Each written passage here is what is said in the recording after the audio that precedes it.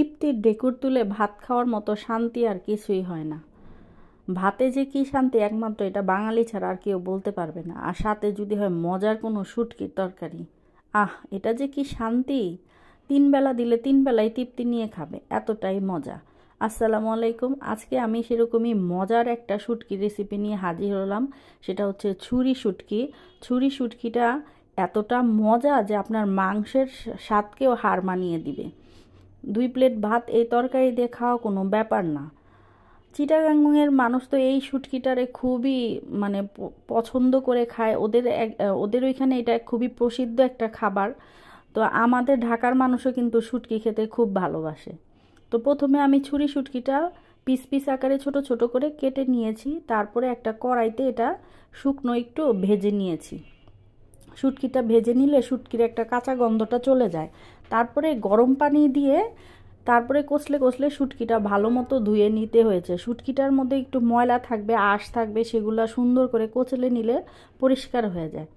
তারপরে একটা প্যানে আমি তেল দিয়ে প্রথমে বেশি করে রসুন কুচি দিয়েছি। শুটকিতে রসুন না দিলে শুটকির স্বাদ হয় না।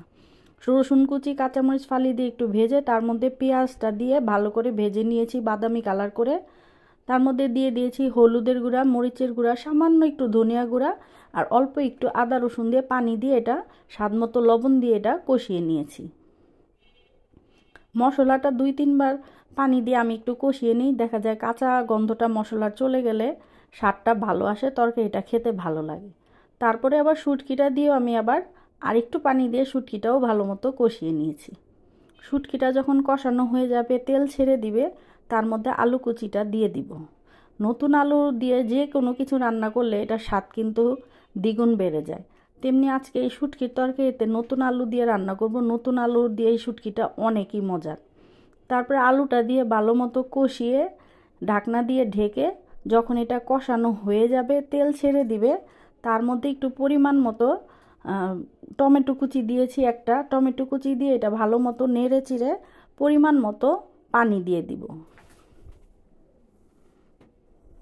টমেটোটা দিয়েও এটা ভালো করে নাড়াচাড়া করে তারপরে পরিমাণ মতো এটা পানি দিয়ে, পানিটা যখন একদম আঠা আঠা ভাব হয়ে যাবে, জলটা শুকে যাবে, পানিটা আমি এত বেশি দিব না, যে সেই পরিমাণে দিব যেভাবে আলুটা সিদ্ধ হয়ে যায়, টমেটোটাও গলে যায়, ওই পরিমাণই পানিটা দিব, অত বেশি জল দিব না।